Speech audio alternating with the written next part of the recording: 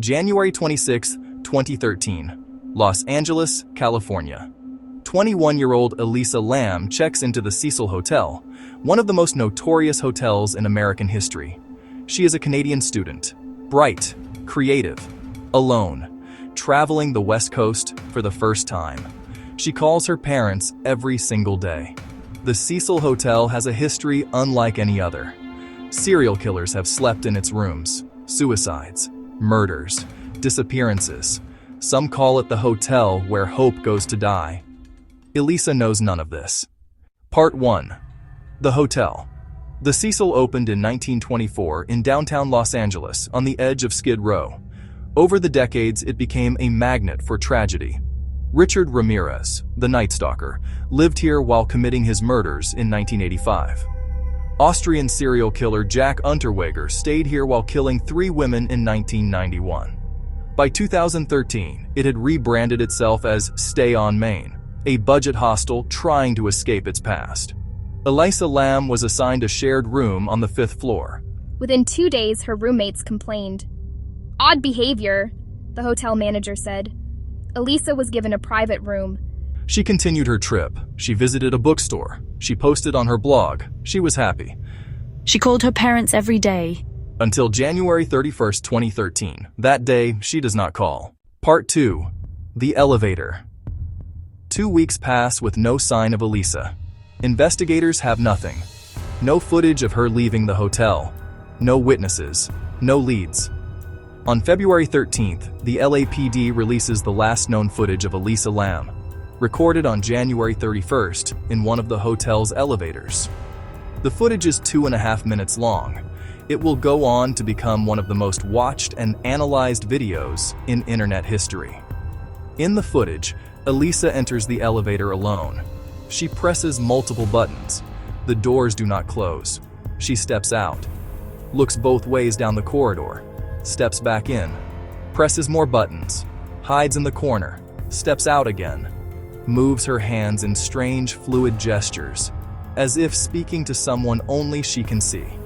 The elevator doors eventually close. She is gone. No one else ever appears in the footage. The elevator never moves. Millions watch. Millions debate. Is she hiding from someone? Is she playing a game?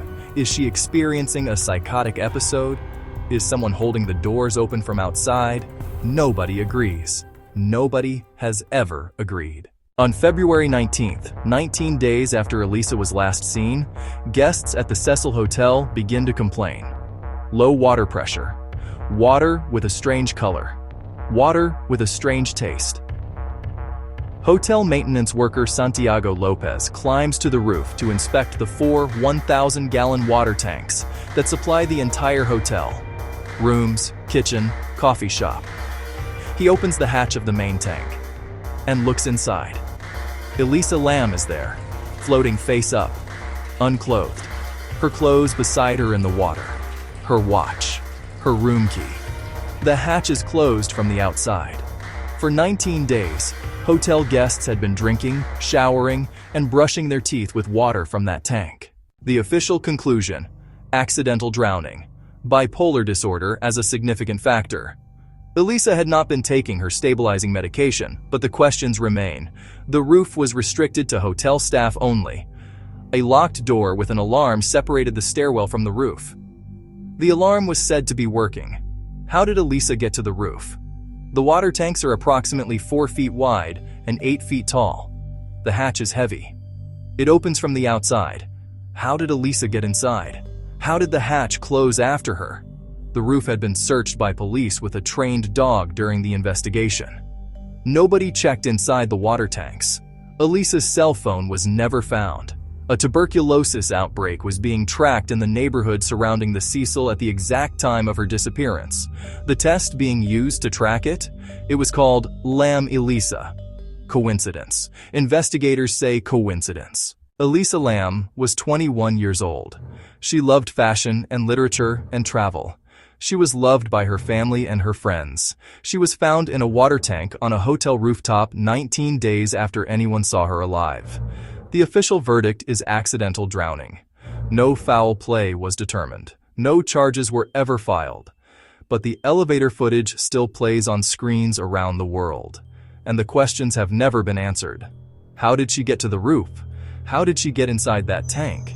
How did the hatch close? The Cecil Hotel is now closed, shut for renovation, never reopened. Elisa Lam's case is officially closed, but to the millions who have watched that footage, it has never felt closed at all. What do you think happened in that elevator, and how did she end up in that tank?